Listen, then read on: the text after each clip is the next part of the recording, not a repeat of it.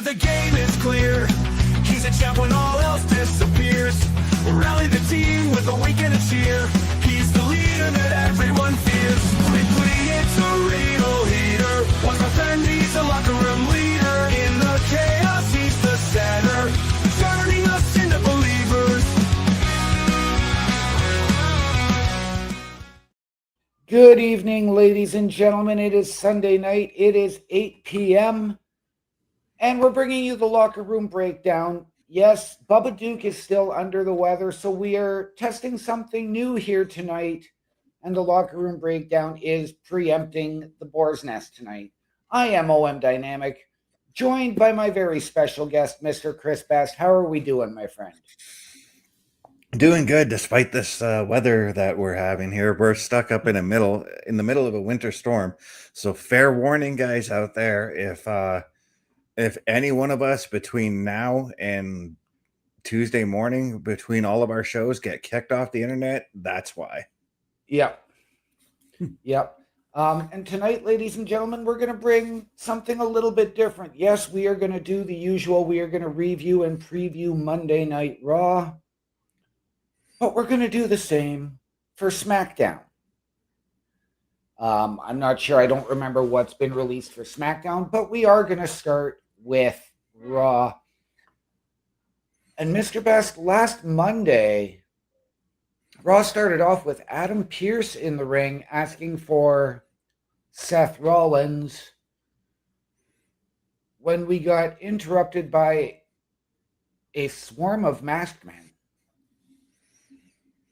Yeah, I was confused by this, but in the end, in retrospect, I actually kind of enjoyed it because I ended up losing the key masked man that showed up in this segment, and that wasn't a bad thing, really. No, it wasn't, because all of a sudden you had them all running around the ring, in the ring, through the ring, and all of a sudden one was left staring in a mask at Adam Pearce. And I was waiting for it to be somebody completely different, but it was Seth Rollins. And Adam Pearce told him, don't try and go to war with the Vision. You're 5 months removed from surgery and you're not even medically cleared. What are you doing? Seth had no response. He was just burning a hole through Adam Pearce with his stare. And then we got interrupted by Logan Paul and Austin Theory. Yeah, and as I said on Monday about this, I don't think we need Rollins to talk yet. I don't think we need him to talk. I think we just need him to be that subtle tease towards everything here and just build that suspension until we find out exactly what it is we need. If he comes out tomorrow night, I don't think I want him to talk then either. Right. And I get where you're coming from, but I'm wondering as well, like, I do think that this is building to something for Seth at Mania. I don't know what that's going to be. We do know that Paul Heyman wasn't there with the Vision when they came out and they cut their generic promo saying, essentially, the time is now. We're coming out there to whoop you. And as they got into the ring, we got that swarm again, and he disappeared. And that was brilliant because, again, as much as I'm going to use a Price is Right example here in the shell game, right? I typically have a good eye with where that ball is when you play that game on Price is Right. But this time I tried to follow Seth and I lost him. Right. And I'm like, bravo. That was awesome. Yeah.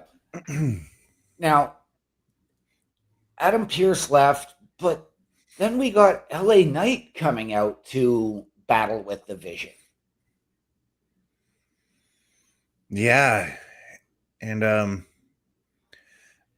as we know, it was LA Knight who drove the ambulance for Paul Heyman last week.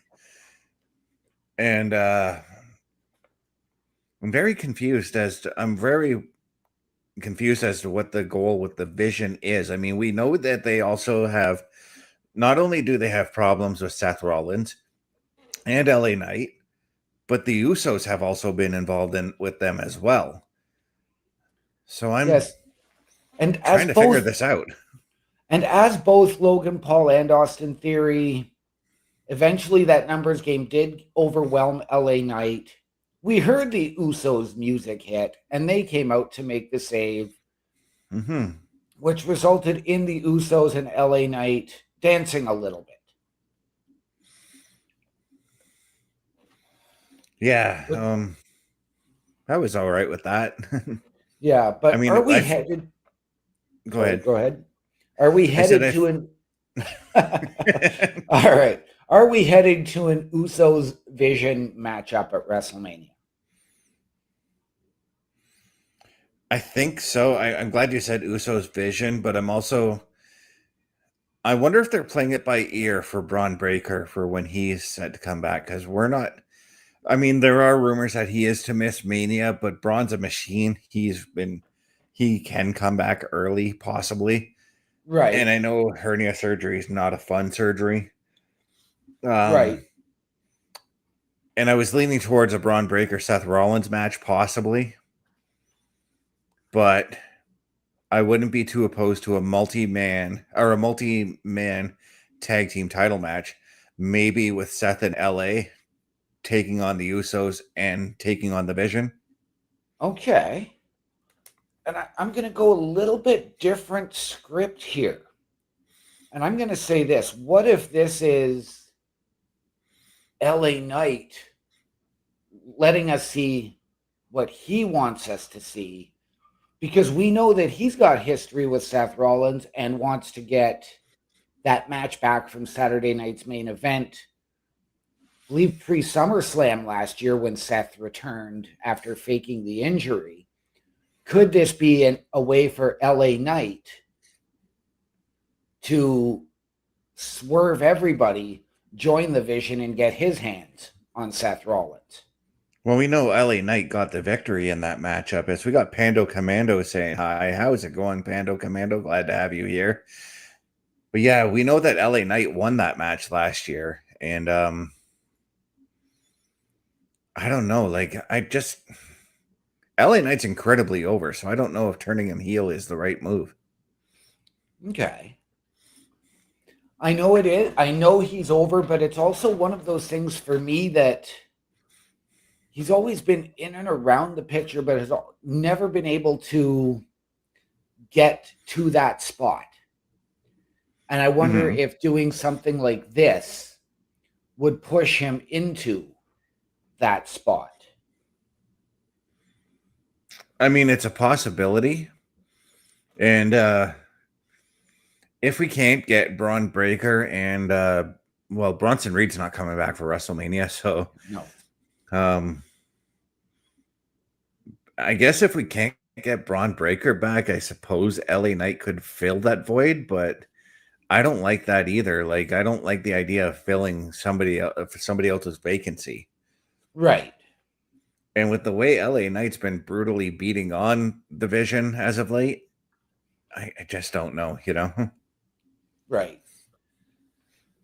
Okay. So it's very intriguing. We are going to have to see where this goes tomorrow night on Raw. And join myself and Mr. Best for the Raw Patrol at 8 p.m. Eastern tomorrow evening, right here at Turnbuckle Studios.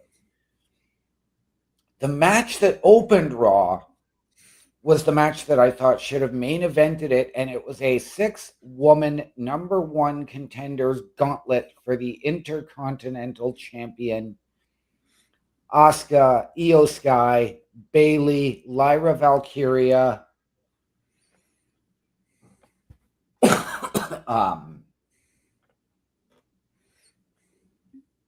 Ivy Nile, and Raquel. And this one was very, very intriguing, and they gave this match a good, solid run time. This started out. This match went 47 minutes, by the way. Yeah. So they started off with Lyra Valkyria and Io Sky. What a way to start it off. What a way to open this up. Sky, I don't know, like both these women just gave it their all. I mean, and that's what I like about these gauntlet matches now. It's no longer like you run in, you hit your finisher, you pin the guy. And I know that we saw a bit of that with Raquel when she shows up after oh geez. Was it after when Sky eliminated Valkyria that happened? Sky had eliminated Valkyria. Raquel was number 3 into this gauntlet. And she Right. also fell to Io Sky due to a distraction from Liv Morgan.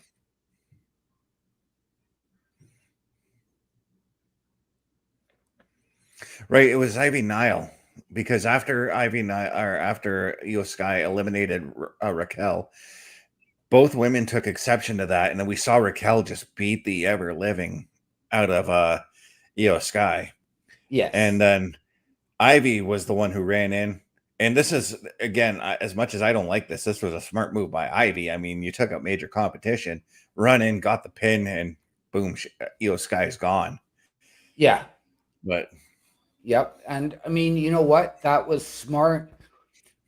Great job by Raquel to really, again, show her dominance, even though she had already been eliminated. mhm. But it kept the usual suspects sort of away from the Intercontinental Championship. Ivy Nile then went one-on-one with Asuka, who came out in the 5th spot. Yeah, and then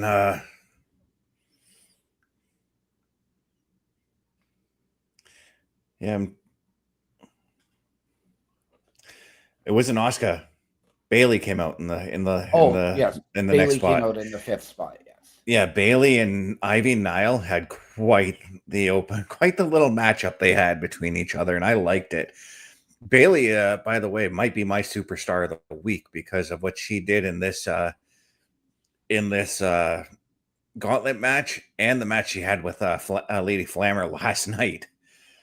Okay. For the Reign to Reign-us title. Okay. Wow. Yeah, her and Ivy Nile just stole it, and there were moments where I thought Nile was going to eliminate Bailey, but we saw Bailey. I think I said this to you on the show. I'm like, once Bailey hits that Bailey to belly, it's going to be over for for Ivy Nile, and I think she hit it like twice before she actually managed to pin Ivy. She did. This was a fantastic match. And I love gauntlets because it gives you a little bit of a flavor and it doesn't feel like it's just one match, right? Because you've got so many different matchups within it. Mm-hmm. It's kind of like when we watch the Royal Rumble, right? Where we've got like somebody coming to the ring. There's already 10 guys in the ring, and we're like, oh wait, Bronson Reed's fighting Logan Paul over here, but on this side of the ring, Booker T is for some reason in the ring. Booker T is fighting Cody Rhodes. You know, right? Absolutely. So you get those different matchups. Mm-hmm.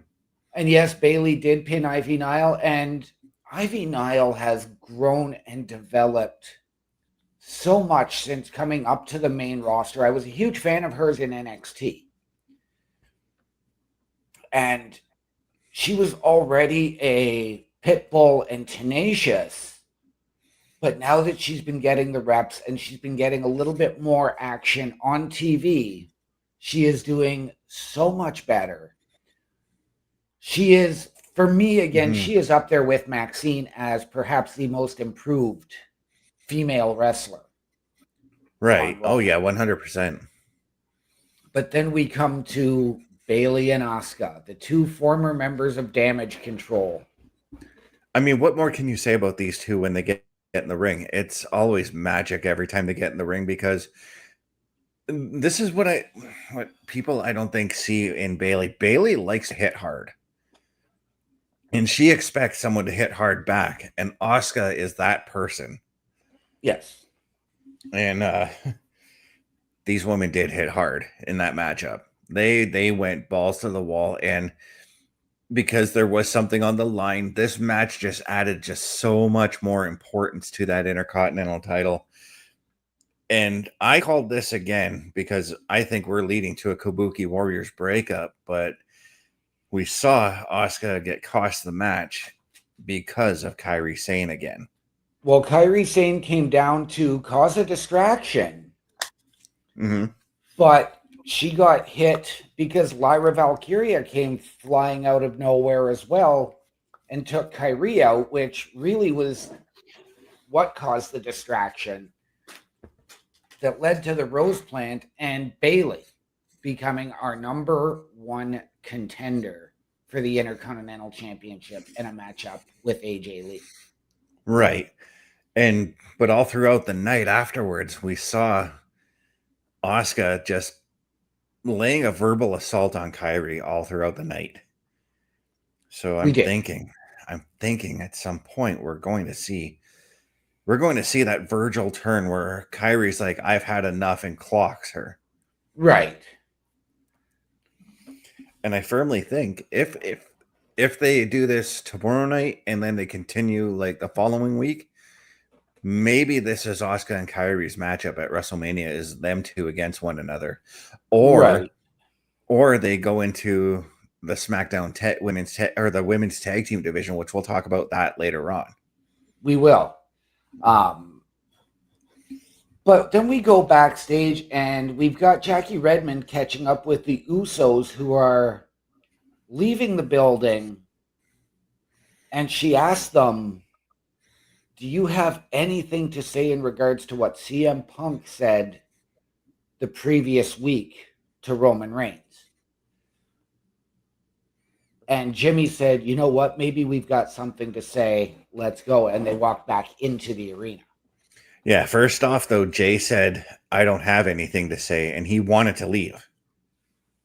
Yeah. But then that just built the mystery for the remainder of the show. Like, what are the Usos going to do? And personally, I was frustrated at this because I don't want the Usos in this situation. Right. No, and I'm with you there. I understand it. Yeah, we don't want them playing messenger or errand boy because that's what the bloodline was. And I don't think we need that again. Yeah. I would have been fine this week with I would have been fine without Roman or the Usos getting into this, because I know Roman wasn't in the building. Right. I'm trying to figure out how I would go around this with just Punk, but I don't know. Maybe we did need the Usos because we'll talk later on that one, because it was pretty heated what happened. Yes, it was. And then we had, in his first defense of his Intercontinental Championship, Penta scheduled to take on the original El Grande Americano, who ended up getting cursed in the locker room area by Danhausen. And it wound up being El Grande Americano Dos, as you like to refer to him. But what a match this was. This was, again, the technical prowess of both Penta and Grande, the lucha styles of both Penta and Grande. What a match. Perhaps the match of the night. Match of the night, but probably not my match of the week with El Grande Americano in it. Right. Because again, I got to go to Rey Reyes last night, and that fatal 4-way. Did you watch the show, by the way? I did not watch the show, but I have seen the clips. So you know the results then. And I'm just going to say a huge congratulations to El Grande Americano Dos for becoming the Rey Reyes champion and getting the number one contendership against Dominic. That's going to be an interesting matchup. But that was my match of the week. That was my match of the night. But wow, those gentlemen put it all out there, and you know that tomorrow night when both El Grande Americanos go at it, the original El Grande Americano is going to be wanting some kind of revenge for what happened last night. Right. But we had this absolutely incredible matchup, and we were left wondering, are we going to get interference from Dom Mysterio? Are we going to get interference then from Finn Balor? Are we going to get interference from the original Grande? So many questions going into this match, but it was back and forth. In the end, it was Penta who did come away with the victory and retained his Intercontinental Championship. Mm-hmm. And I just got to say, I'm really beginning to enjoy his Intercontinental title reign. And I know we're early into it, but I've got to wonder, what is the path for Penta at WrestleMania? Because I do want to see that belt on the line. I want to see, if we can, all the titles represented at WrestleMania. At least that week would be nice, or that weekend. Yeah. No, and I'm with you. I do think that, especially at the big four PLEs, that all the titles should be on the line over the course of the weekend. Mm-hmm. Not necessarily on SmackDown, but on the Saturday and WrestleMania Sunday. But what is the direction for Penta? Is this maybe a spot where you have to get a guy who is frustrated with his booking?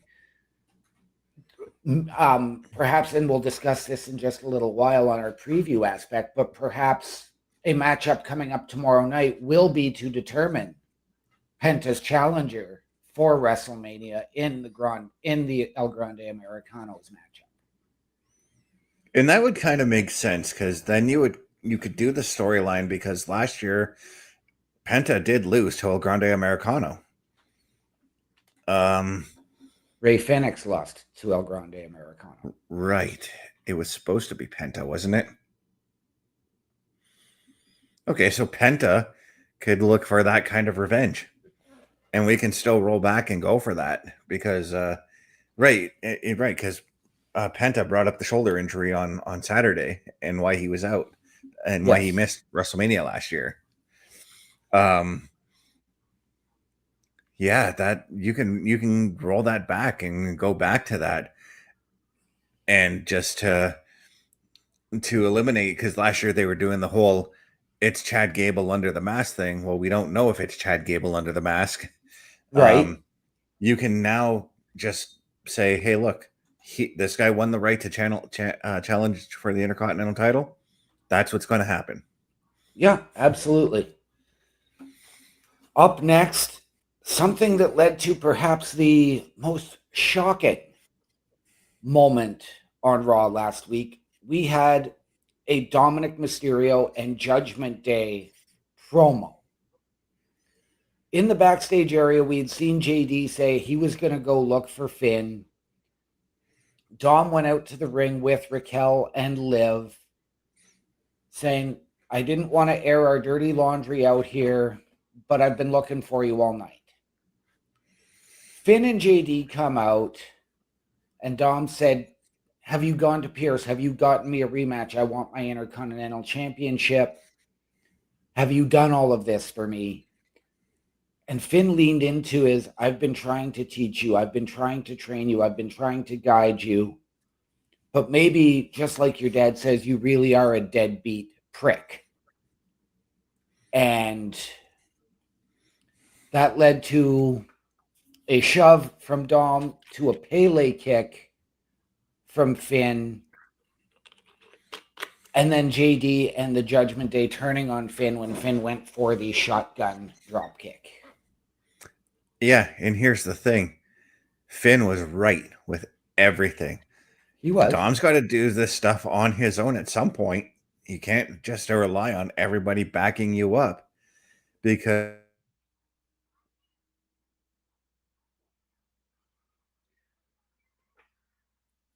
Okay. While we wait for Mr. Best System to recover. Because I think Dom's paint WrestleMania. Oh, I'm frozen. Sorry. No, you just came back. Am I here? You're here now. Okay. So I was saying that Dom has painted himself into a corner with this now because he done poked the bear with Finn. And Finn, whenever he feels betrayed, whenever he feels hurt or mad or angry, what comes out of Finn? The demon. Yep. And I'm firmly saying Dominic versus Finn at WrestleMania is going to happen.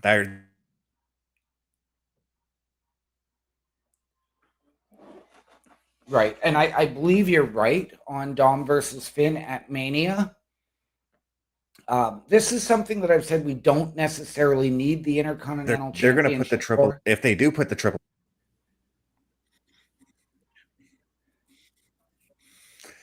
No, but I was trying to say we're going to get Finn versus Dom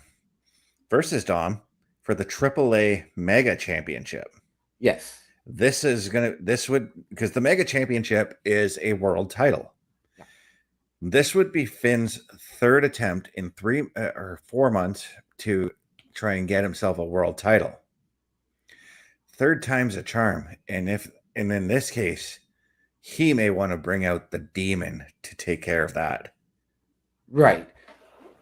What I'm leaning towards, and I'm going to suggest this for tomorrow night, though we'll come to that with the preview if this is going to happen. We know what's been announced.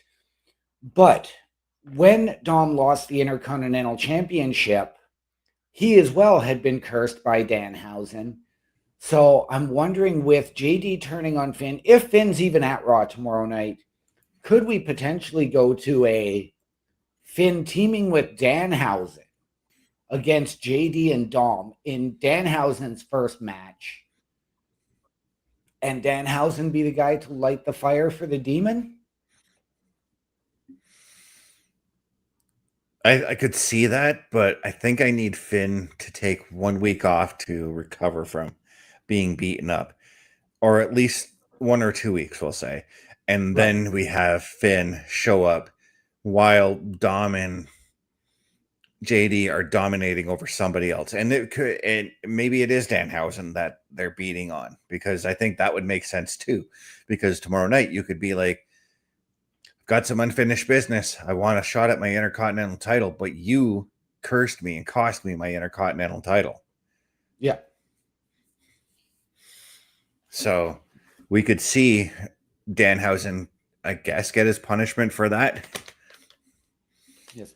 We have Bobby coming into the chat. Good evening, Bobby. Great to see you, my friend. Thank you for stopping in as always. We love you here at the Turnbuckle Studios and at the LRB. We appreciate you, my friend. Our main event match of the night, Obafemi and Rusev, the Lion of Bulgaria versus the ruler of Nigeria. This was everything I expected it to be. It was hard hitting. Rusev did stand his own ground against Obafemi. A lot of people online were like, yo, this is going to be nothing but a squash match, blah, blah, blah. Thank you, Bobby, for that like. But I'm like, no, because you don't do that with Rusev. Sure, Oba won in a dominating fashion, but it was 100% not a squash match. No, it absolutely was not. This was a match. I had this potentially as a ring breaker, which was what I was waiting for. Now that we've had this match, and this was something we've been waiting for, does this give Oba a reason to sign with Raw, or does he still need to keep his options open? I think he goes with Raw because the stuff with Kit Wilson over on SmackDown is done. We'll talk about that also later on as well. Yes, we will. And to close the show, we had CM Punk come out to address his title match at WrestleMania with Roman Reigns.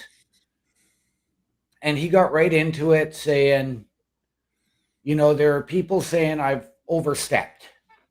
But I wouldn't be me if I wasn't pissing people off. I wouldn't be me if I wasn't speaking my mind with no filter. And again, we got the Usos. Jay was really, really hot coming out here in Punk's face. You need to apologize. You need to apologize. Jimmy backed him off, and Jimmy was the cooler head of the two, which really surprises me. But he addressed Punk with respect. They got into the friends talk, and we went from there. Yeah, this was heated from both sides, and what I liked from this segment was hearing the crowd saying, "Say you're sorry." And that raised the ire of a lot of people online. I'm like, and my brain is like, just shut up and let the fans enjoy what they're seeing on the screen. Right? Because that, or what they're seeing in the ring as well. Because I thought that was all of it was entertaining. I thought it really was. As I said, going into that segment, I didn't need the Usos there, but at the end, I kind of I was like, okay, I liked the Usos being in that segment. You and me both. I didn't find them to be the messenger boys that we usually see them be, and I know that Punk pointed that out in the promo. Yeah. Because he was like, if it's not you guys, it was Sami Zayn, and we probably will see Sami Zayn show up in this too at some point. Potentially. We also did hear Punk say he was sorry, and then went on to list why he's sorry. He's sorry that they're having to do Roman Reigns' work. He's sorry that they're having to carry Roman Reigns through all of this, and that they are having to be errand boys instead of being their own men and not doing Roman Reigns' bidding. Even though the Usos did deny it, saying, we're not out here for Roman Reigns. We're out here for us. We're out here on behalf of our family, but we're not here for Roman. Yeah, and it was that classic old school style promo, you know, where you put over the person you're taking on or the person you're doing the promo against, and then knock them down a few pegs. Yeah. That was classic. That was a classic promo from Punk by doing stuff like that, by putting Jimmy and Jay over for their successes since leaving the bloodline, to knocking them back down a few pegs as being the errand boy, as he calls it. Yeah, absolutely. What a show we had last week on Raw.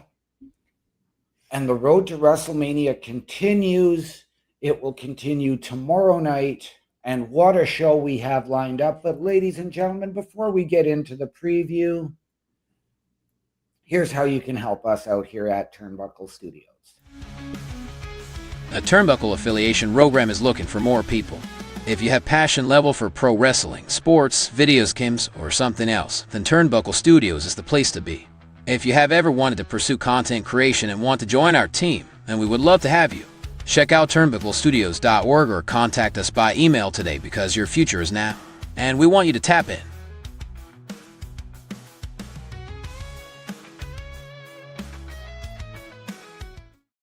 And ladies and gentlemen, if you have ever wanted your break in podcasting, content creation, a potential collaboration, or just to help us out behind the scenes, turnbucklestudios.org is the home of the Turnbuckle Affiliation Program.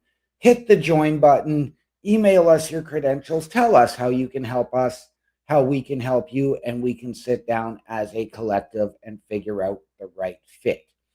All of this and more at turnbucklestudios.org, the home of the Turnbuckle Affiliation Program. On to tomorrow.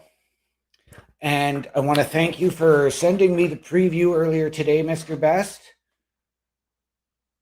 We have some intriguing matchups tomorrow night. And let's start it off with the matchup of El Grande Americanos.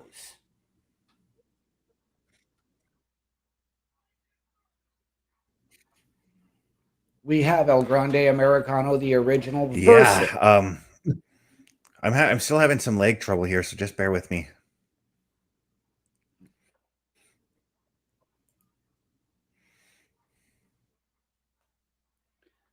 Okay, so we are starting off. We have El Grande Americano, the original, versus El Grande Americano, El Verde, as I like to call him.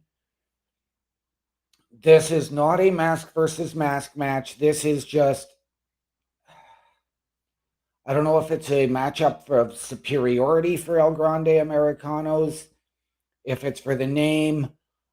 I don't know. I don't think so. I think we have to see where this match goes tomorrow night. Do I expect an unmasking? No. Do I expect a lot of shenanigans in this? Yes. Do we see the path forward for Penta coming out of this match? Will the winner receive an Intercontinental Championship match at WrestleMania?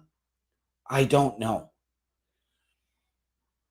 This is very, very intriguing, and we will have to figure this out when the time comes. So we will find that out tomorrow night.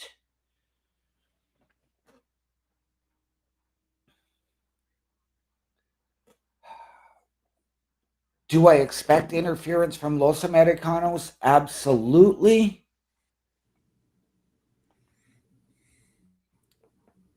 Mr. Best appears to be back, so I'm still just discussing the El Grande Americanos matchup.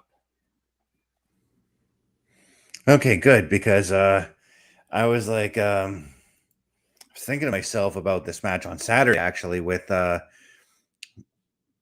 fact that what we saw at the end of that the Rey de Reyes match up there, in which we saw both Rayo and Bravo handcuff the original El Grande Americanos to the rail up in the VIP section of the arena that they were at on Saturday, which led to the El Grande Americanos taking the win.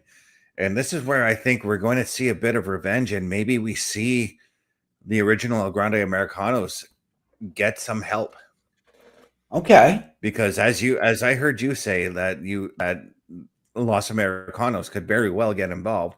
Look what they did on Saturday. They got involved. So they could very easily get involved. And then we see somebody, and I don't know who, I'm not going to say who, I'm not going to speculate, but somebody or two men come out and help the original El Grande out. Right. Because we know, or we don't know, we don't believe that this is a mask versus mask match. We don't believe that yet. It has to be announced if it's a number one contenders match for the Intercontinental Championship. And again, we don't know what is all involved in this matchup. So it's very, very intriguing to see what is going to happen tomorrow night with these two gentlemen. As well, exactly. We get, and I'm trying to remember, I think are we getting Maxine and Ivy again tomorrow night? Or not Maxine and Ivy, but Maxine and Natty, sorry. I can't remember offhand. Yes, we are. Yes, we are. Now, again, this matchup, very, very intriguing, because we got a much more vicious Natty the last time. And this is matchup number 3 between the two of them, since Natty turned heel and has brought this low-key legend persona to Raw. We saw a match that resulted in a double countout. We saw a match that was ref stoppage with Maxine knocked out outside the ring. What do we expect from this tomorrow night? The match that ended in a double count out, right? Was that the one when Maxine just got really like violent with Natty? Okay, I thought that for some reason my brain was like that was just a random beat up, but I expect violence in this matchup. I think Natty has gotten under Maxine's skin so much that Maxine's anger just will not contain itself. Okay. So again, we know it could lead to another disqualification loss for Maxine. Okay. I was going to say, because we know, as far as we know, there's no stipulation on it. But should there maybe be a last woman standing, should there maybe be an I quit stipulation put into this, or do you get it and you have to go for matchup number 4 with said stipulation, potentially at WrestleMania? I think you go to Mania with this, maybe, or and this would be interesting. And I don't know if I like this idea that's in my head right now, but because it is an NXT matchup, but maybe you go to an underground match between these two. Okay. Or because Matt Riddle's no longer around, you can go to Matt Riddle's match and bring the Fight Pit back. And that was where I was going to go next. Was, yes, do you go with the underground, or do you go to the Fight Pit? Or do you go to the Lion's Den match? Intriguing. That's a match we haven't seen since SummerSlam 99, if I'm not mistaken. Something like that. The other one that I think I would like to see, and I'm going to bring back an old school WCW match and do the Steiner Asylum. I don't remember that one. They dropped essentially what looked like a steel cage silo type thing inside the middle of the ring. So there were no ropes, there were no turnbuckles. It was just a 8x8 lockdown. Okay, so an old 1940s steel cage match. Yeah. Because that's what cage matches look like back in the 1940s. They were cages that were built inside the ring that the wrestlers fought in. Yeah. I see that. I think this is going to lead to some sort of an MMA inspired matchup. And I want to go back to the Lions Den match because I had an idea on who I would pick for that referee. Okay. And dare I say it, I think this guy deserves a Hall of Fame induction that weekend as well. And if he gets it, bravo. Ken Shamrock. Absolutely. Absolutely. I would 100% bring back Ken Shamrock. And it makes sense that you do it in Vegas because where does all the UFC pay-per-views take place? Vegas. Yep. Absolutely. So you could, and you don't even have to bring in Ken Shamrock either. You don't even have to bring in the Lion's Den. If you want to do it like a pre-taped match, which by the way, I hate pre-taped matches on the PLE. Right. Bring the Octagon and do it at the UFC Apex. Right. Love it. Or bring in an MMA referee. Bring in Herb Dean. Bring in Big John McCarthy or somebody like that. Bring in Dana White to be a judge or something like that, you know? You know what? And I want to go back, and you suggested the Fight Pit earlier. And I can't remember who Matt Riddle was wrestling in the Fight Pit. Actually, I think it was Riddle and Rollins, and they brought in Daniel Cormier to officiate. Yep, because I can tell you right offhand everything about that match because that was the night that Bray Wyatt made his return. Yes. And for those of you guys who don't know, when I do the beat the chest and the hand up, finger up thing, that's my paying a tribute to a wrestler who's passed on. But you did raise the finger because as it was put into the post, he is returning tomorrow night. Roman Reigns will be in attendance. Yeah, he's not returning, people. He's only been gone for one Raw. That's not a return. No, it's not. And I'm going to Sorry. say this: Adam Pearce, get your facts right. Roman Reigns is not returning; he is coming back, and it's not even a comeback. This is That's still an returning. appearance. Exactly. Brock Lesnar, on the other hand, who will be on the show tomorrow, is returning because he's missed enough Raws. Yes, he's missed 2. There. And do we get an answer for Brock Lesnar's open challenge for WrestleMania tomorrow night? Or do we wait? I think he comes out and teases it, and I'm gonna say that maybe somebody tries to answer the challenge, but Brock beats them up, and I Okay. don't know who yet. Does Or maybe he's got Danhausen- something to say about. I was going to say, or maybe he's got something to say about what happened to Paul Heyman. Maybe because we don't know if Paul Heyman's going to be on TV tomorrow night either. right? Does Danhausen attempt to curse Brock Lesnar and get beaten up for Yeah, I need Danhausen to stay away from Lesnar because of that. Because Lesnar will eat him it? Yes. for a snack. He'll snap him like a Slim Jim. Yes.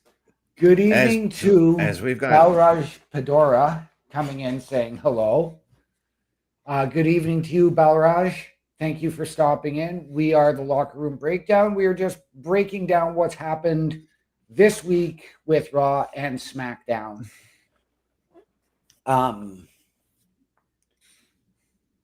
We're also going to get a Dom Mysterio promo tomorrow night. And what do Dom and the Judgment Day have to say about their actions from last week with Finn Balor? And does this become the challenge for WrestleMania? I think this is where we see Danhausen show up, because maybe he's going to do the whole thing. Yeah, explain why or what had happened with taking out Finn Balor. Because again, I said I don't think we see Finn Balor on TV tomorrow. We need him to take. I want him to take tomorrow off to sell what happened to him, because obviously what happened to him was very devastating. So have him take the night this week off. Or if you want, you have him come out and sell what happened to him. But I need him. I think it's better if he takes the week off. And then we have Dom come out and say, now that I've got Finn out of the way, I can turn my focus on you, on you, Danhausen, because you cost me the Intercontinental title too. Right. And now what I fully expect will be our main event of the evening for the Women's Intercontinental Championship. AJ Lee defending against Bayley. Do you usually save the main events for last? Yes. You're missing a match then. I know I am. I can't remember it offhand. Stephanie Vaquero and Raquel Rodriguez. I've got the match listing right here in front of me. Perfect. And this is a match that Stephanie and Raquel, I assume, are gonna move on to, actually, right? Yeah, we can do that. Okay. Yeah, so Stephanie Vaquero and Raquel, I fully expect. This is where I expect the Judgment Day to do their Judgment Day stuff. Okay. We're gonna see Raquel take the win. I think we're gonna see Raquel take the win over here, because Liv is going to get involved. Stephanie's going to get distracted. Stephanie's probably going to. I don't know if Stephanie will need backup because it's Stephanie Vaquero, but Stephanie has also never been in this situation with the Judgment Day. So this is where she could very easily become distracted with something Liv does at ringside, thus leading to Raquel getting the win. She could, but with the way things have gone from the Royal Rumble on within the Judgment Day, I have to believe that Stephanie is going to pick up the win here again because Liv is going to do something that's going to distract Raquel, not on purpose, and it's going to cost. But Balraj Panda asked, what do we think about Drew? He goes, Cody got the title match without winning the Rumble or the Chamber. We are going to discuss that in just a few minutes here when we get to covering SmackDown. Mm-hmm. I'd love to see Raquel win and maybe get herself in there. And do you potentially sow even more seeds with Raquel going to Pierce saying, I've just pinned the champion? Maybe we should make this a triple threat match at Mania. Yeah, and as I was playing the scenario, I thought out in my head, I'm like, Stephanie's a little smarter than that. We haven't seen Roxanne Perez since the Royal Rumble, and I know that she had some sort of an operation on her back. Maybe she's due to come back, and maybe she's the one. I'm going to say if Stephanie Becerra does take the win based off what you see, maybe we see some sort of dissension between Raquel and Liv happen. What if Roxanne comes back and tries to mediate that situation, similar to what Liv tried to do between Finn and Dom before that exploded? Absolutely. And from what I've just heard, yes, Roxanne had surgery to remove a benign mass from her back, which was causing her a lot of pain. She is back in the ring and training, and she is on the way to recovery. So could she be there tomorrow night? It's a good possibility. I leave that for WrestleMania as that surprise. I could see that, but at the same time, like with the scenario painted out for tomorrow night, she doesn't have to take a bump at all, right? No, but I still, again, leave that for WrestleMania. Maybe you could have her do, a phone call, have her on the phone with Raquel, have her on the phone with Liv a little bit later. And they're like, well, we'll see you soon. Right? And you get the other one coming in. Who was that? Oh, it was no one. And let's not forget that it was Finn that brought Roxanne into the Judgment Day. So where do Roxanne's loyalties lie? Do they lie with Finn Balor, who brought her in? Or do they lie within the Judgment Day? And maybe that's, again, where Roxanne comes in and she tries to play the mediator, but ultimately they turn on her. Yes. Bobby is saying that's nice to see Raquel getting the showcase that she deserves. 100%. Absolutely. I'm gonna flat out say this: if there is some sort of dissension between Raquel and Liv, let's just say Liv is successful in gaining the title at WrestleMania. I almost said the Royal Rumble.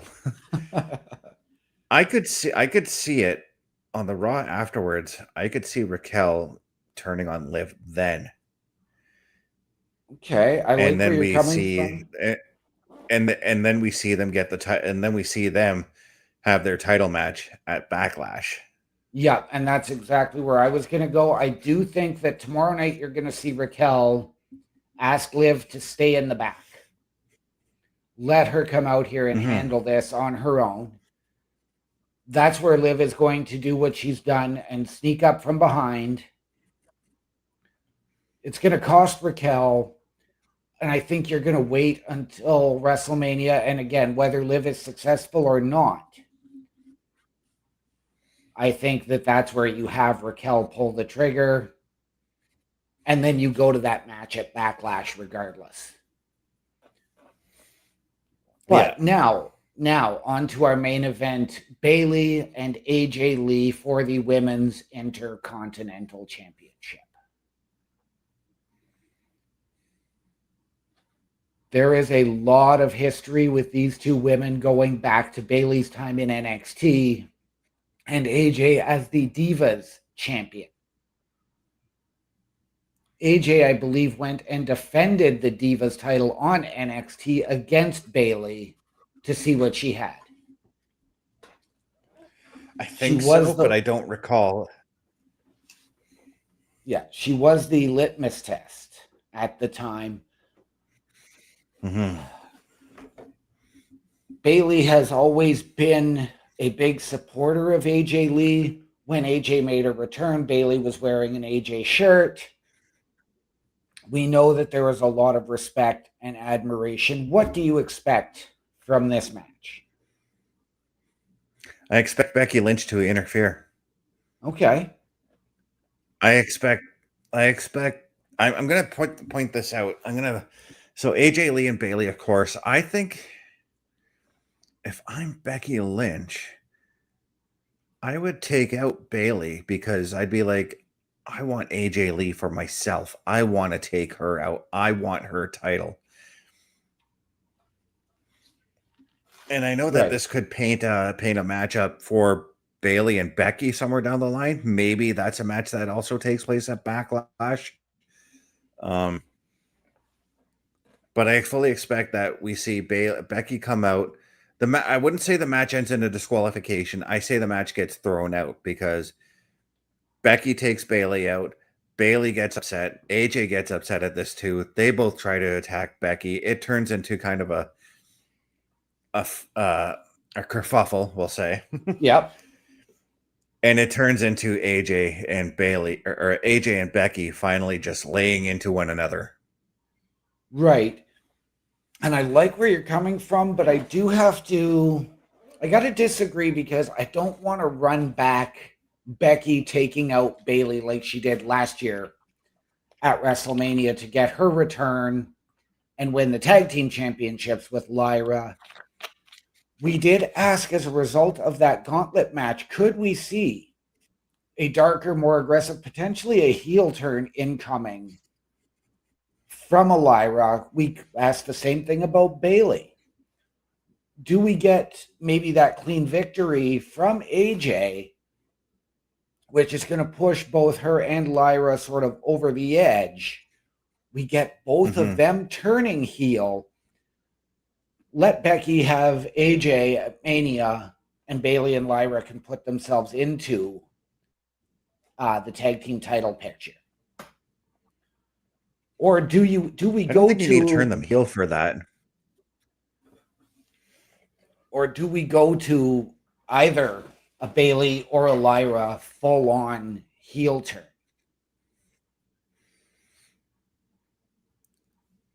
I don't think we need to see that, but I also just thought we could also just have this match just straight up clean matchup.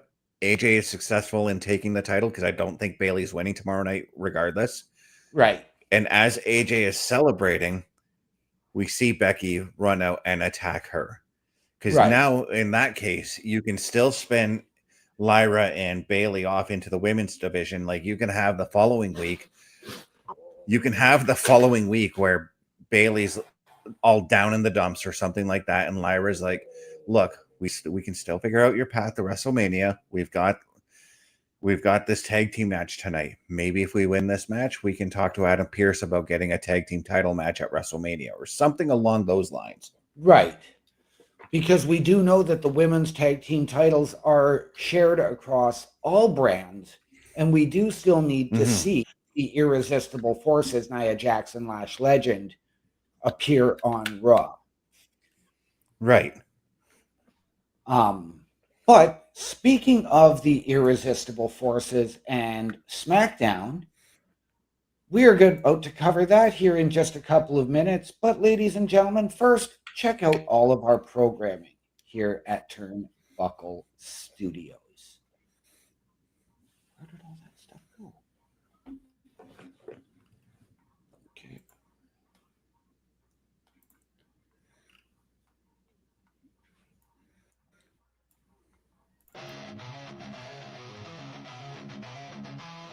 Turnbuckle Studios and the Turnbuckle Affiliation Program bring you the week of streams. All times are in Eastern Time. Monday nights you get the Locker Room Breakdown at 7 p.m., followed by the Raw Patrol at 8 p.m. Tuesday brings you the flagship show, Turnbuckle Talk, at 8:05 p.m. Wednesday we play games with the PlayStation Showcase at 8 p.m. Thursday we go TNA as we brace for Impact at 9 p.m. On Fridays, join us for the SmackDown Security Detail at 8 p.m. The weekend brings you Saturday Night Gaming at 8 p.m. On Sunday, be sure to catch the Chris Parrish podcast at 12:15 p.m. And later that night, we have the Borstnest at 8 p.m. Be part of the shows and join the chat every day. And please visit turnbucklestudios.org.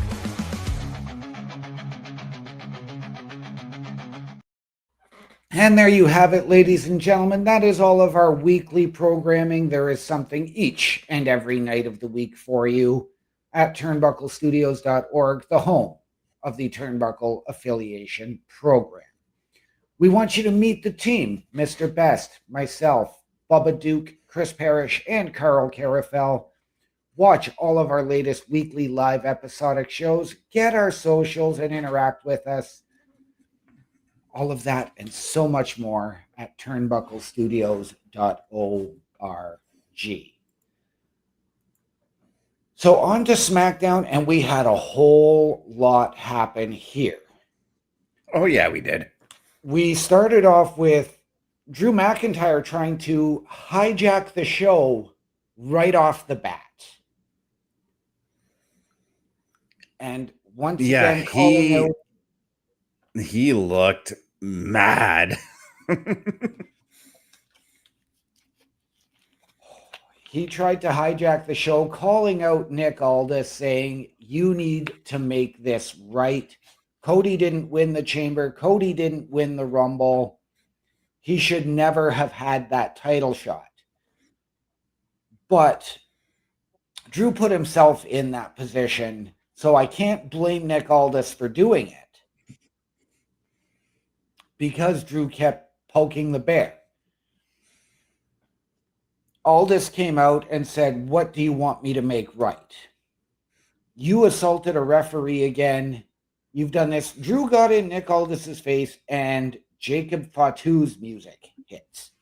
Jacob comes out and says, I'm going to keep it real with you. It was me that screwed you. It was me that cost you that title, and what are you going to do about it?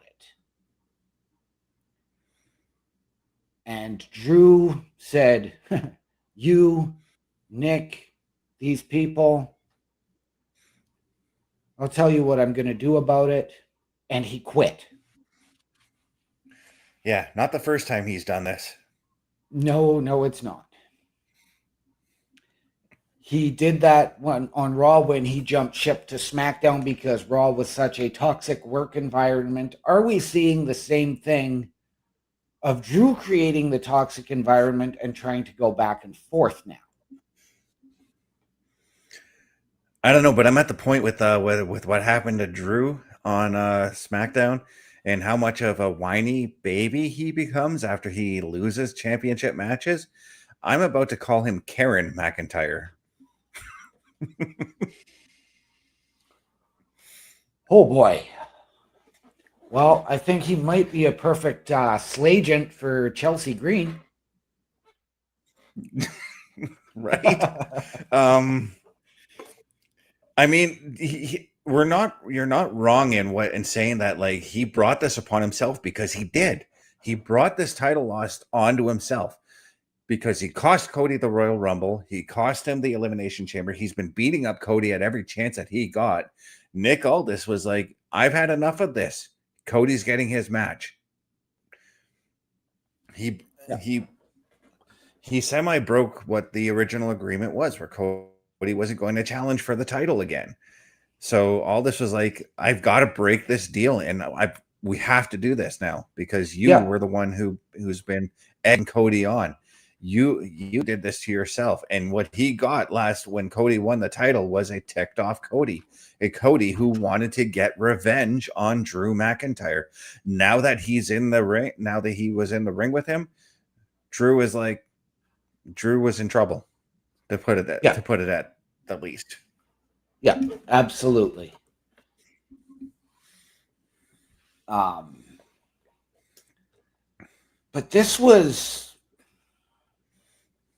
really, really interesting that Drew quit despite having Jacob just said, I screwed you. I'm the one that cost you. Trying to bait him for a match, and Drew quits instead of issuing a challenge against Jacob. A match that was supposed to take place pre-Survivor Series in a number one contenders match against for Cody's title. What do you make of that? Or do we see more of Drew? Do we see him try and come back and get that revenge instead of actually quitting? Is this him playing possum? Well, we'll have to talk about that later on tonight, later on in the show. Yes, we will. Because we did then see a backstage segment of Nick Aldis and Jacob Fatu talking, and Jacob gets interrupted by Trick Williams. Yeah, this was Trick trying to reassert himself as a main event star, and I don't know if I said this on Raw or on SmackDown, but Jacob is probably the last guy you want to antagonize at this point in the game. Yes, and I mean, full credit to Trick because of the names he has stepped up to in the short amount of time he has been on SmackDown. And we're talking Drew McIntyre, Randy Orton, Sami Zayn. He has stepped to all of them. He's gotten in their faces. And he's laid that out. We've seen him compete in a number one contenders match, and he was brilliant. We saw what he could do at the Elimination Chamber, and he was fantastic. But somebody has to rein Trick in to keep him from letting his mouth get him into trouble. Yeah, and I think Jacob could be that guy. What happens though when Trick tries to encounter somebody like Brock Lesnar, though, or God forbid he lays out another open challenge at WrestleMania and Powerhouse Hobbs, Royce Keys shows up, right? So we were headed to then our opening match of the night, and I thought this was a little bit odd to start it off. We had Uncle Howdy and Eric Rowan of the Wyatt Six taking on Solo Sikoa and Tala Tonga. Yeah, and this match was a lot better than it had any right to be honest with you. I mean, and I said this on Friday too, but every time I look at Tala Tonga, I still think like big man wrestler, and my brain goes to like guys who really have trouble moving in the ring, we'll say, like the Great Khali, Omos. But then you see Tala just lay it all out there, and suddenly it's like, oh yeah, he's a good wrestler. Eric Rowan surprised me too. Like he's no spring chicken in the ring anymore, but dude was going pretty damn good in that matchup. Right? Yeah. Right. This match really did turn into a battle of the leaders and a battle of the enforcers, so to speak. And again, that's what Bubba and I had noticed on the SmackDown Security Detail. We were like, we were watching them standing across the ring from one another, and we're like, wait a minute, this is the leaders the leaders and the muscle taking on each other. And it was just pure chaos for that 10-15 minutes that they wrestled. And it was awesome. I was all for it. It was a fantastic matchup. And we didn't see, I don't remember if we saw the MFTs at ringside. I know we didn't see the other Wyatts until after the match. They were all there. They were all at ringside throughout the whole thing. Because it ended with we saw Dexter and Joe Gacy get into it with Tama and JC Mateo. Right. Or not Tama, Tongaloa. Tama was still in the locker room because Tama had been encountered by Shinsuke Nakamura prior to going out to ringside, and Solo had told him to watch the lantern. Yes, but Tama did have an impact on the end of the match, and then left with. Yes, he did. And then still left with the lantern. Yeah, and It was one of those moments where we were like, finally, he got the lantern back. And they sucked us in again Right? because we thought all of the MFT were taken out. We thought they were all down. But then Tamatonga comes in and just he does exactly what Solo told him to do to protect the lantern. And he Yep. takes Uncle Howdy out. This was after, of course, Nikki Cross got a hold of the lantern and tried to should have actually made off with it, ran down to the locker room with it, but instead she decided to or she was told to hand it to Uncle Howdy. Uncle Howdy wanted it to go celebrate in the ring with it. And then we saw Tamatonga take him down, takes back the lantern. I get a feeling there's going to be a ladder match for this lantern or something like that. That is exactly where I was going to go. Do you put the lantern above the ring in a ladder match at WrestleMania? Yeah. And you just let Or do you the go MFTs and the Wyatts go? even though the Wyatts would be outnumbered, it's still a possible match that you could do. And here's the thing, that's going to be a wild and crazy matchup because I could see the Wyatts. If the Wyatts do win it, it's not going to be because any of the men did it. I think it's going to be because Nikki Cross climbs up there and takes it. Yep, just like she did when she won Money in the Bank. Yep. Because she's in this whole thing, she's the outlier in this thing. Like she's the wild card. Nobody knows what she's really thinking. We Right. have an idea of what the remainder of the Wyatt Six are thinking. Yeah, absolutely. We don't know what Nikki Cross is thinking, and the MFTs do not have a female to counter Nikki Cross. No, and honestly, this is where I thought, like, because the way when Nikki Cross was standing at the entranceway or the aisleway to go to the entranceway, this is where I thought like Tamina was going to show up and be like a female member of the MFT. Right. And I know Tamina's retired from the in-ring stuff, but that doesn't mean that she still can be an on-air personality for the MFT. Absolutely. Absolutely. Next up, the match that really didn't do a lot for me, Jade Cargill and Michin. We knew that this had been brewing since before the holiday tour when both in matches against Jade Cargill, both Michin and BFAB suffered shoulder injuries and were out. Yeah. I'm glad that Michin got in her stuff, and she in this again, as I said with the Obafemi Rusev match, this wasn't a total squash. There was a part of me that wanted to see Rhea come out during this match to help out Michin, and Michin gets the surprise win over Jade Cargill, so that Rhea gets into Jade's head based off of that. But we didn't even see any of that, and excuse me here. And I guess this was just a way to put a bow on this on this situation.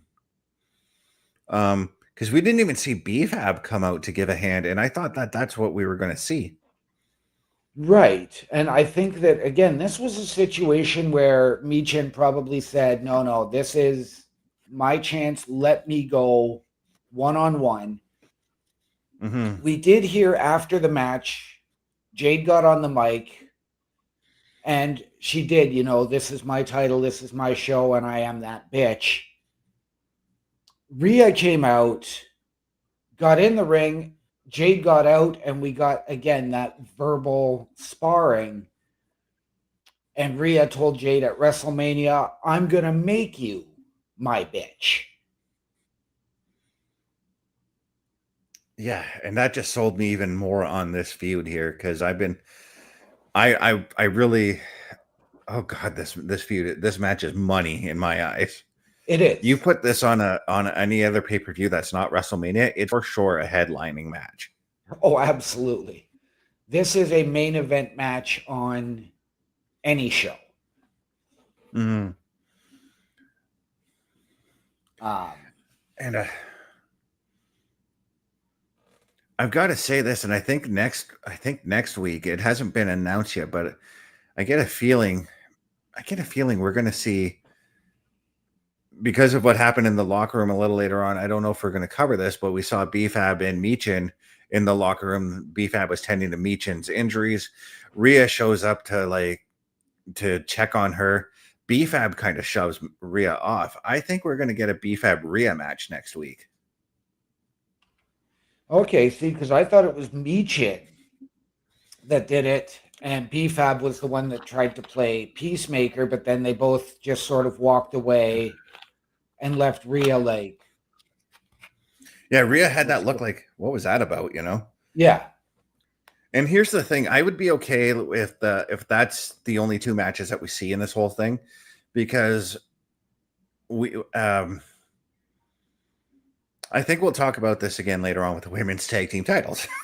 yeah, Actually, which brings us right to our next subject: the women's tag team titles, as Okay. Nia and Lash, the Irresistible Forces, defended against Charlotte Flair and Alexa Bliss, who are finally getting a tag team title match. yeah. But now before that match, we saw the Bellas show up and say, "We got next." Yes. And what a match this was.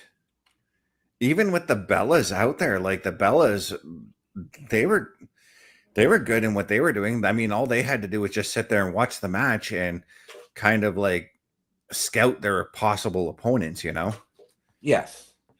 But Yeah. damn, all four of these women pulled it out. And you know how you always say Maxine was your most improved wrestler last year? Lash Legend might be my most improved women's wrestler this year. Okay. You know what? And I'm not, you're not wrong there, because I was never a huge Lash fan in NXT. But after she really went solo and had her match with Nia in NXT, and she unveiled that new finisher, she has really grown on me, and she has come so far. So I am excited to see where they go with the Irresistible Forces. And again, you said it, this was a fantastic match. The Bellas did return. It was their first time back on SmackDown since Nikki's return to Raw, or return at the Royal Rumble 2 years ago. And it was their hometown.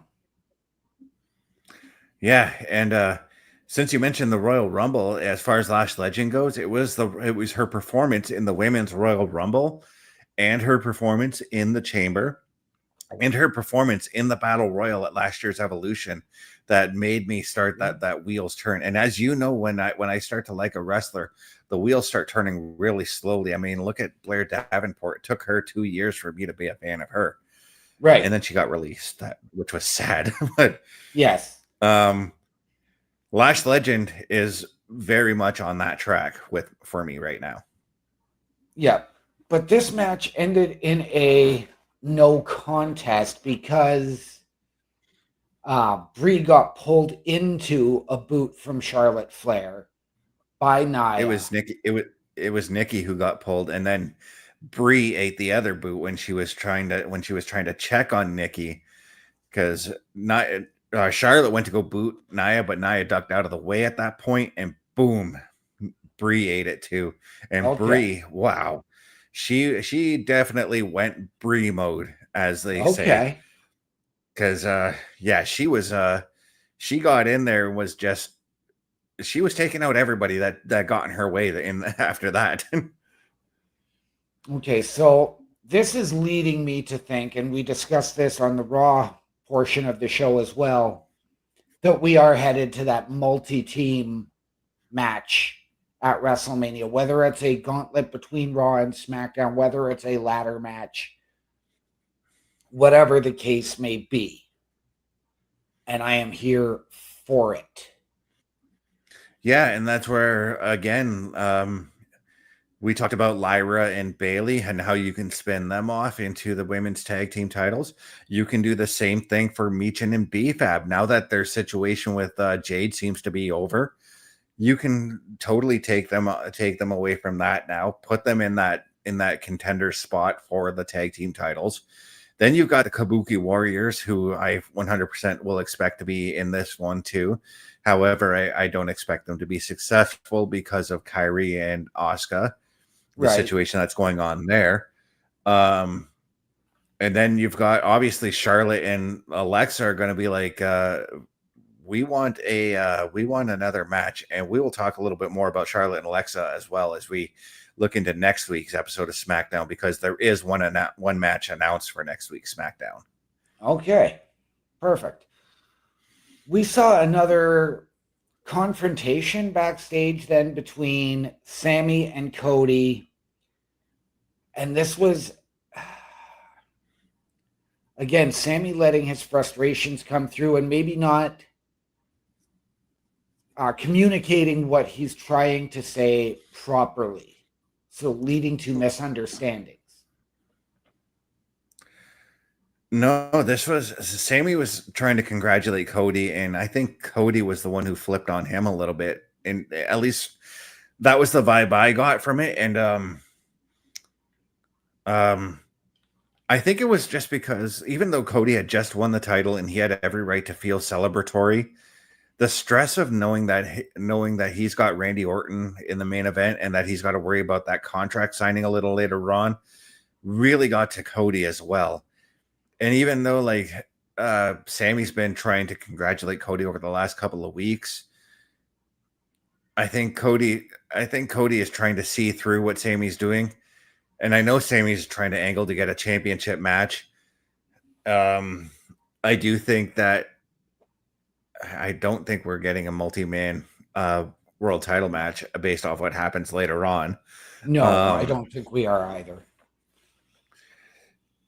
I could see it happening at Backlash, though. I could see Sammy entering that scene for Backlash, or even for Saturday night's main event a few weeks afterwards. Okay. But then afterwards, this was the interesting part for me. After like Cody had left and Sammy was just kind of like thinking to himself about what Cody had said to him, we saw Aleister Black show up. And that's where I think we're going with Sammy, is him and Aleister at WrestleMania. Oh, okay. Intriguing, because what I'm seeing with it really is reminding me of the Karrion Kross Sami Zayn situation with trying to get into his head and maybe recruit him for something. Well, I mean, if you look at what they're doing with Aleister Black, it very much mirrors what they were trying to do with Karrion and Scarlett before they both left. And I 100% think that Sammy and Aleister are just going to put on a hell of a match when that happens. I'll just flat out point that out now. And I'm pretty sure we've seen them have matches in NXT together. I believe so. But sign me up for that, though. Yes, absolutely. Up next, a very, very interesting tag match that came about earlier in the day when Los Garza said to R-Truth and Damian Priest, "You're welcome. You wouldn't be getting the tag team title match if we hadn't done all of the heavy lifting last week." And we went to R-Truth and Damian Priest versus Los Garza in perhaps another match that had no business being as good as it was. Yeah, but it's Los Garza, it's R-Truth, it's Damian Priest, all four guys who can actually go. And Los Garza, they're not wrong. They carried most of that gauntlet match from the week prior. And they laid their claim to being a possible number one contender for the MFT tag team titles. And I'm going to say this. What I like right now with what we're seeing with Damian Priest and R-Truth, I like that we're getting this Joker R-Truth in the backstage, but when that bell hits, we're seeing a serious R-Truth out there, and I Right. like that. So we're getting the R-Truth that we're accustomed to in the backstage. We're getting Ron the Truth Killings in the ring. Yeah, he was extremely competitive in that match on Friday, and I was like, yes, this is what I want to see from you, R-Truth. Yes, and This I is have to it admit, was it was TNA Ron Killings we were seeing. right. I have to admit to the callbacks to the Judgment Day with Tom and Nick, and a couple others in that segment were just masterful. And I'm actually like, I like the pairing of Priest and Truth. They were so good back then that how do you not go back to that? And this was something that we said they could do in the future when they actually formally kicked R-Truth out of the Judgment Day. I mean, we were like, this was something you can roll back on, and they granted, I think it was like 2 years. It's been like 2 years, but that's enough time that we can that we could see this again. Absolutely. And I really 100%, I want to see them win the tag team titles when that match comes. Yes. We again go to the backstage and we see The Miz and Danhausen, with Danhausen offering The Miz a shirt and saying, you know, I can get my own talk show, this, that, and the other thing. Miz says no. And Danhausen's like, well, remember what I said last week? Then we had The Miz come out for Miz TV. And his mic got cut off when he was trying to do the intro to it. I think his mic died. Gets another mic and introduces Jelly Roll as his special guest and tries to take full credit for Jelly Roll's health and success in his weight loss journey.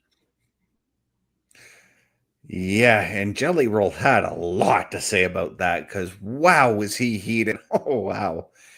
Jelly Roll, man, he might be my second or third most favorite celebrity to get into the wrestling business because he gets it. He knows what he needs to do in order to get in that ring and sell what's going on. I literally thought that they were going to use this segment for Jelly Roll to announce that he was going to be the host of WrestleMania or something like that. Right. But I'm glad we got a real segment out of this. And not only did we see those two, but we saw Kit Wilson come out later on in the segment. And Kit Wilson, I did not like what Kit Wilson said on a personal level. I felt that affected me on a personal level, but I know that's just a character. And boy, did that ever raise the ire of Jelly Roll as well. I'm like, and I'm sitting there, I was like, Jelly Roll, punch him in the mouth, and Jelly Roll did. Yeah, no, I loved Kit Wilson in this segment because it seems like Kit Wilson maybe wants to go under that learning tree from The Miz.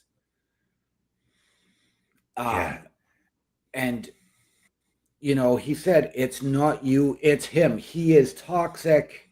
He did the whole Kit Wilson thing. Jelly Roll did the pose, the swivel, the hips. I was half expecting Danhausen to come out and essentially save Jelly Roll. But this was just a brilliant segment. Do we go, and I can't remember who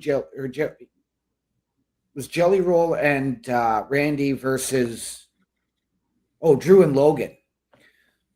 Mm-hmm. Could we go to a Jelly Roll versus Miz in that celebrity matchup for WrestleMania?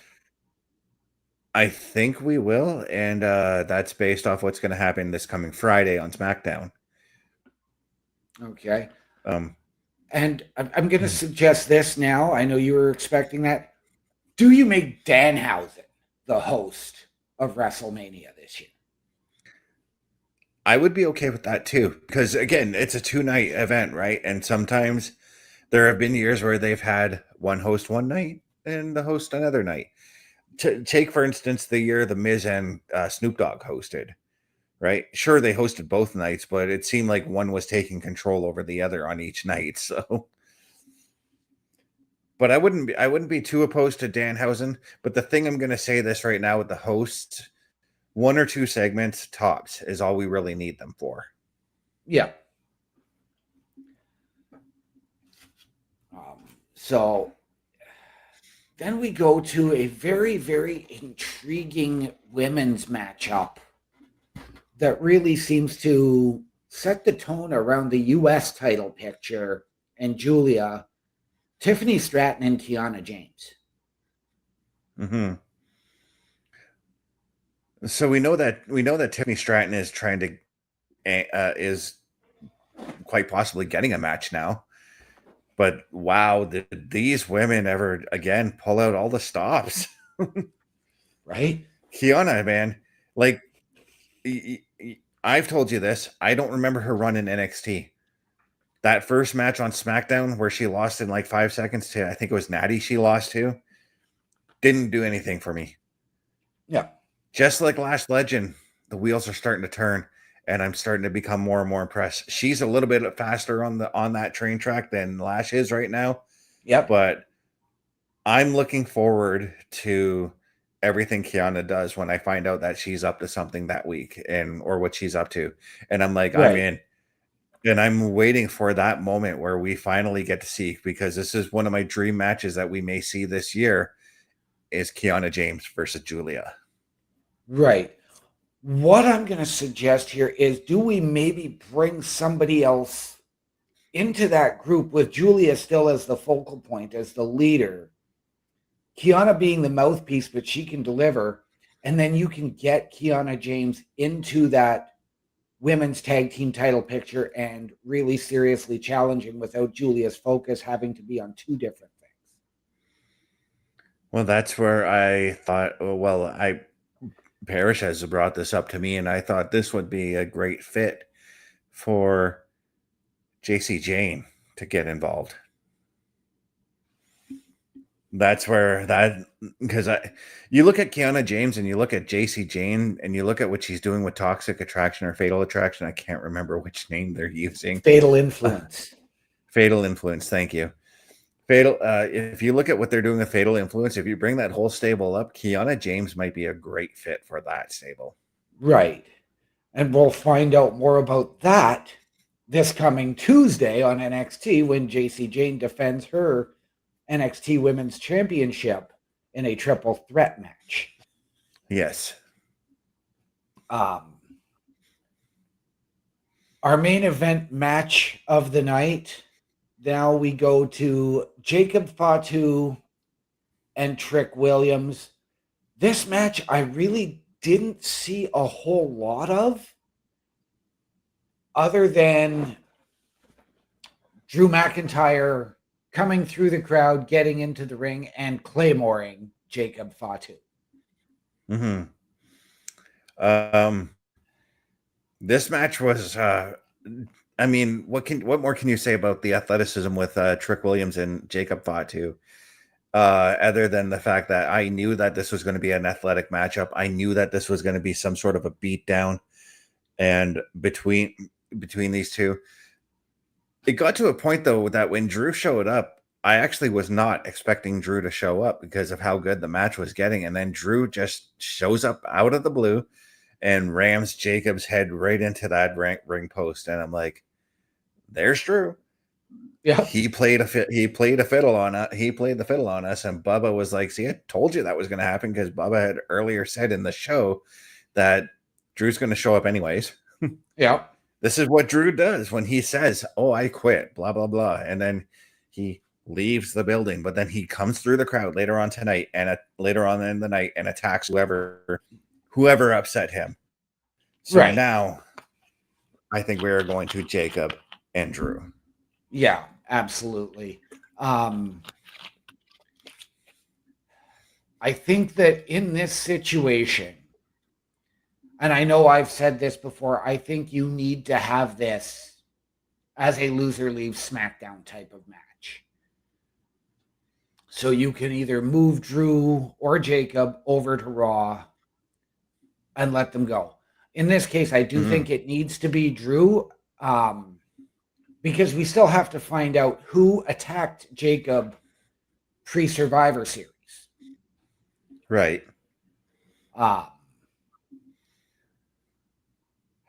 And it's very, very intriguing because of the development that happened in our final segment, the contract signing between Randy Orton and Cody Rhodes.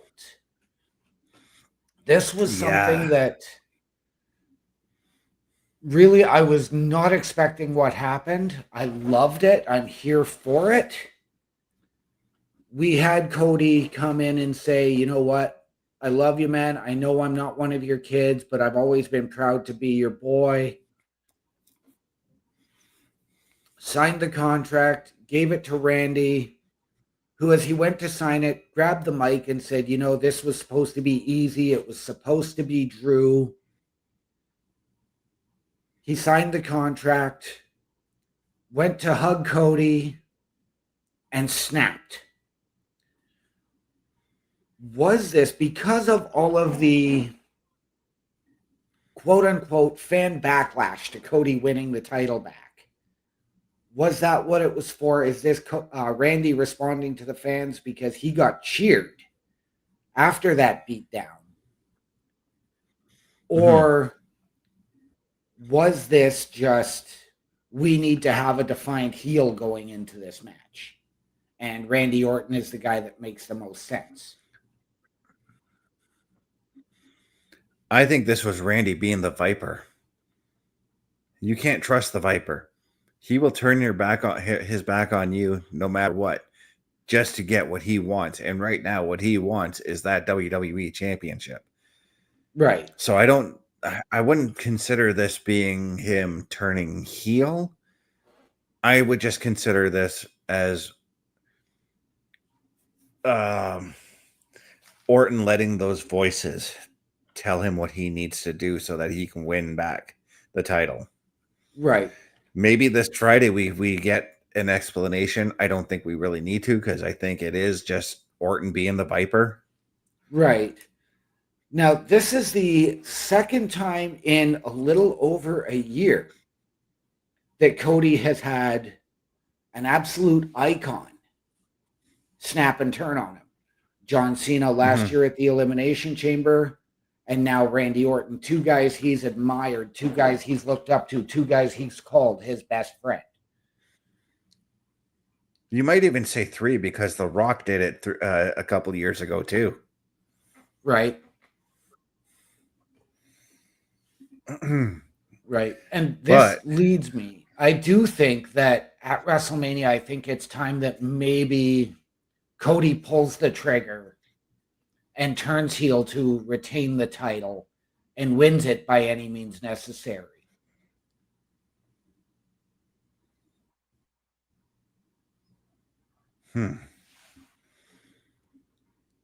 Or does Cody just go to Aldis and say, let's put this in a cage, or let's make this a no disqualification. Let's make this a street fight.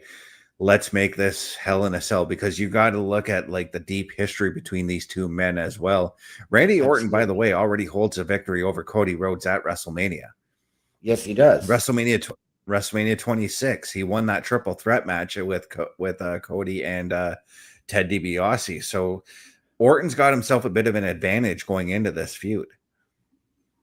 Yes, he does. But we also know that at King of the Ring last year, Cody holds a pinfall victory over Randy. And at the Chamber, Randy owns a pinfall victory over Cody. So this is now, in this current iteration, that series is technically 1-1. So now you're looking at Orton Rhodes 3. We have been hearing a lot of potential stipulations, and I have even heard the Hell in a Cell put out there for this. I don't know if a blood feud match is necessary right now. I think that that is something that you maybe have to wait a little bit on. Yeah. I mean, to be fair, now that when I'm thinking about like Cody's WrestleMania wins, well, his one win against Roman was because like everybody came out to help him against the bloodline. Yep. And then last year, the match with John Cena just ended in a straight up like pinfall, right? Yeah. Okay. So I then that throws out what my theory was with Cody having to win because he needs everybody else's help. Yeah. No, and But this is where I think that potentially at WrestleMania, you see Cody sell his soul.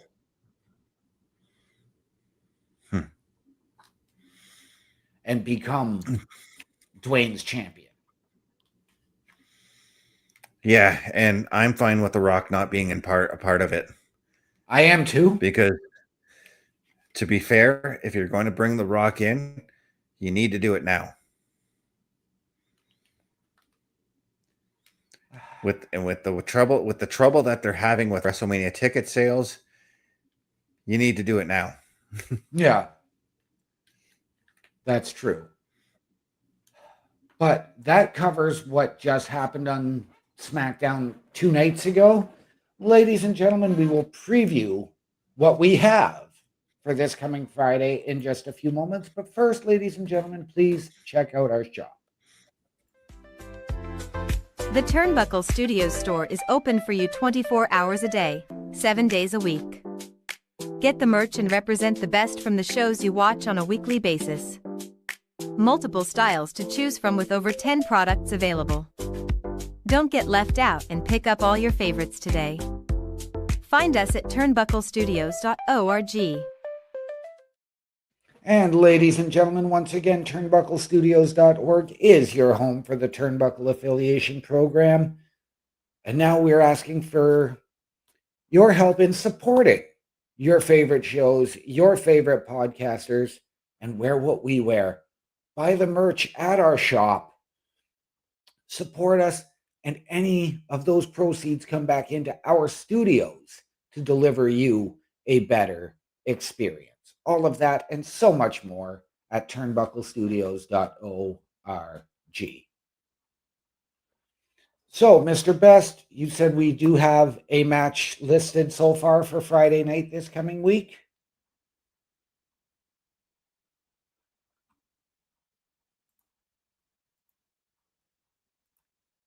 Yeah, there's I can't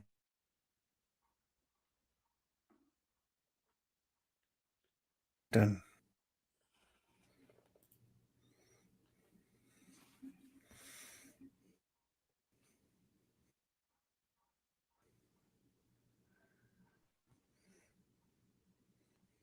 Yes.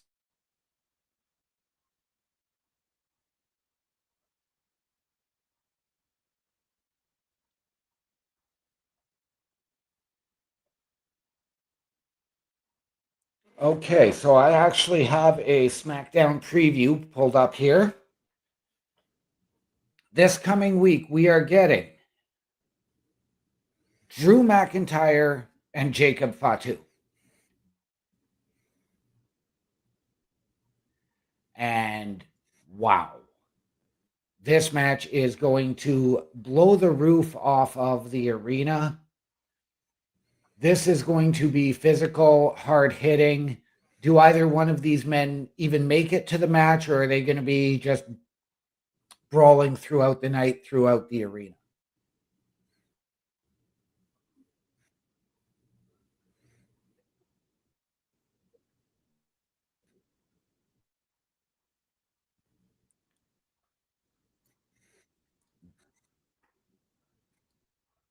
This match, I believe, ladies and gentlemen, is going to.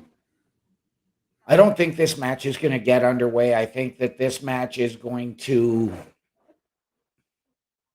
really trigger a lot and set their direction for WrestleMania. I think in this situation, you have to go to that loser leaves the brand match. And I think you have to do that at WrestleMania. I think that this situation is going to really play out throughout the night. I don't think this match actually happens. But is this the night where we actually find out who took out Jacob Fatu or not? Does Drew admit to it from October? Or do we go another route? Do we go to a situation where Drew's going to say, no, it wasn't me because I already had you scheduled for that night. I didn't need to take you out.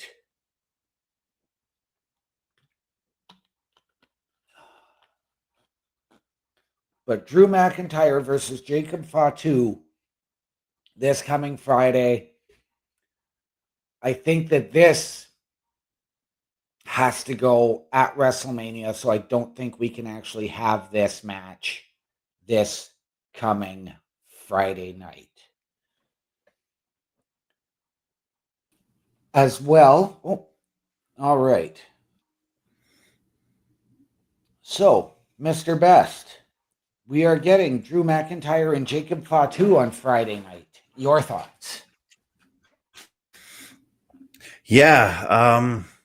Have you? Am I here? I'm here, eh? You're here. Yeah. Jacob Fatu and Drew coming to us on Friday is going to be nothing more than just a brawl between these two. I do not expect a winner in this match. I fully expect that the match is going to get so far out of hand that we're going to see officials and Jason Jordan and some guys come out and have to physically separate these guys.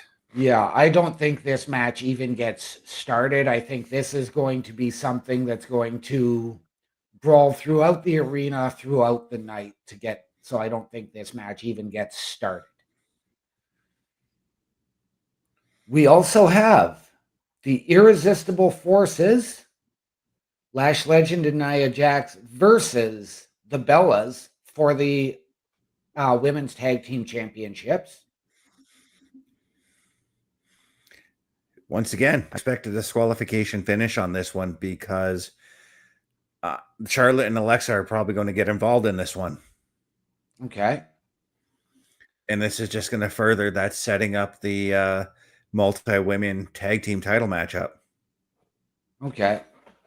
I was going to say, I think you don't want to rush and take the belts off of Nia and Lash this quickly into their run. I think they are going to do a fantastic job as champions. And I don't think the Bellas need it. This is the Bellas' first time in tag team action in how many years?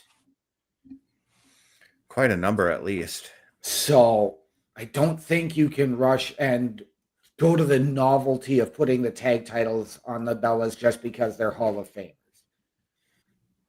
I think this is a situation that you could see the disqualification.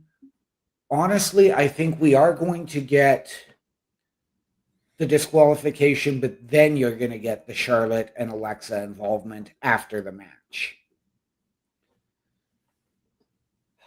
As well, Kit Wilson is calling out Jelly Roll.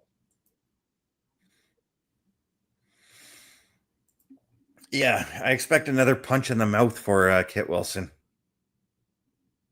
Okay, and I wonder if Jelly Roll is even going to be there. Does Kit Wilson have the Miz in his corner, or do we just get sort of a backstage interaction between them where the Miz is starting to teach Kit Wilson? Mm-hmm. Or does this turn into a segment like where Kit Wilson calls out Jelly Roll? And I really hate to see this, but like we see the Miz come out dressed up as Jelly Roll or something stupid along those lines, Right. Yeah, no, and I'm with you. I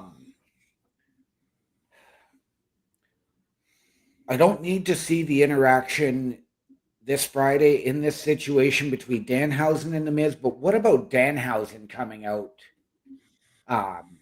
to answer on behalf of Jelly Roll to Kit Wilson, cursing Kit Wilson, or we maybe go to that match to get Danhausen his debut match. That makes more sense. I've been trying to figure out what Danhausen's first match could be. Kit Wilson makes a lot of sense to me. Only solely because that's probably the guy that's on the current main roster. That's not Javon Evans that can closely match Danhausen as far as size goes. Right. Yeah, I think I like that idea with Danhausen coming out instead. Maybe we have Kit Wilson in the ring. He does his shtick. He tries to call out Jelly Roll. Maybe Jelly Roll is there, but maybe Danhausen comes out with him or something along those lines. Right. It's Jellyhausen. But even if Jelly Roll's not, but even if Jelly Roll's not there, Danhausen could still come out, and maybe Kit Wilson is out there with the Miz, and they're like, yo, Miz is like, what are you doing out here? Blah, blah, blah. Because the Miz is supposed to be his mentor, I guess you can say. And that's where we get Danhausen and his comedic sayings, I guess you can say. Yes. And I like that. I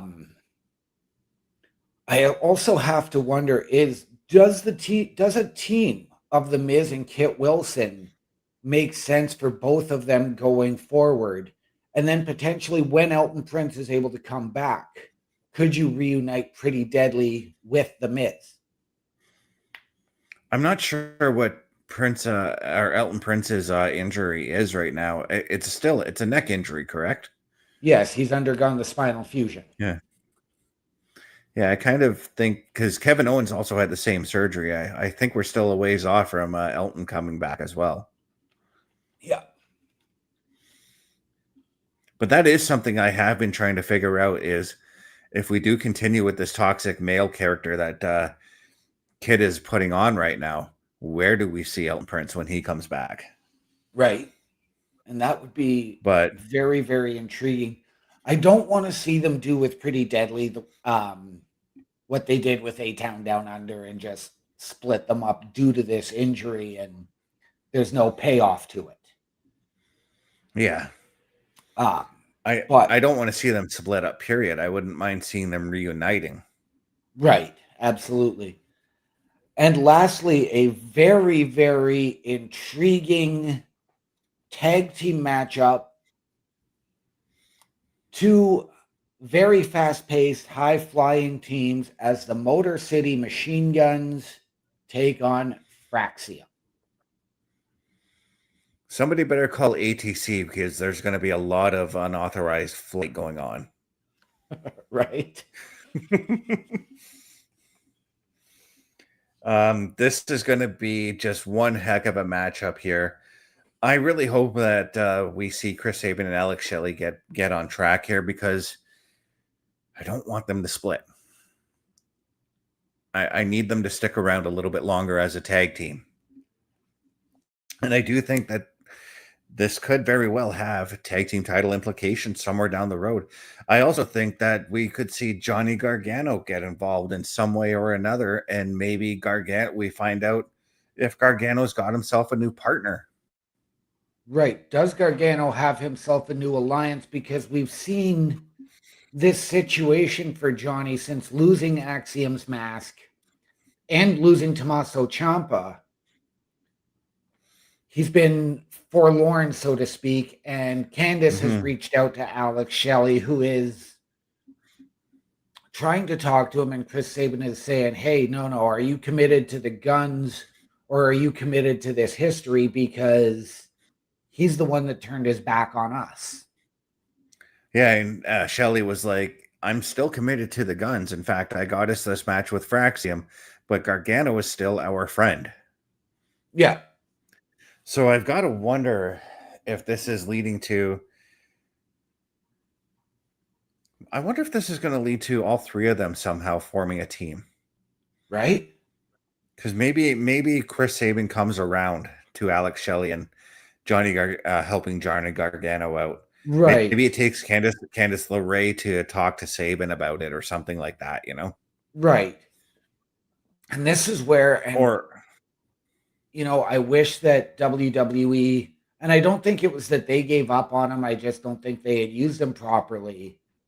But when Kushida was released from NXT, and I think that they could have done something there with the time splitters or time machine. well, to be fair, and I don't mean to correct you here, but Kushida wanted out of his deal. Right. And that disappointed me because as much as I'm enjoying watching Kushida wrestle in MLW, it just reminds me that of what he could have been in the WWE, because what he was doing with the time, because he was still doing the Marty McFly gimmick in WWE, and it looked awesome. Yep. I really wouldn't mind that, but I got a feeling that maybe this is where you put Powerhouse Keys, or Powerhouse Keys, Royce Keys.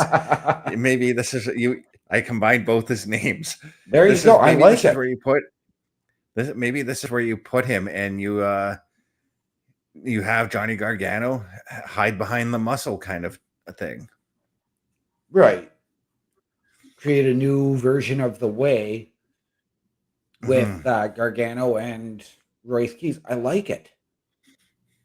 It'd be like Dolph Ziggler, AJ Lee, and Big E. Yeah. To a degree. Yes, it would. And I like it. I can get behind that. But that is everything. And Mr. Best, I want to thank you for joining me here. This has been a very special episode. I know we've hit almost 2 hours with this show tonight, and I'm excited for it. So thank you for joining me. And ladies and gentlemen, we here at the LRB would like to remind you that the world is better with you in it. From all of us here at Turnbuckle Studios and the Locker Room Breakdown, to those of you out there wherever you are, good night, good luck, we out.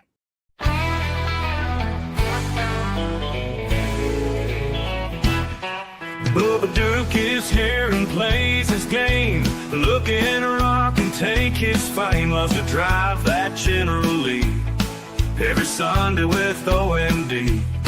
Step up, he's ready for a fight, even when he has an open mic night.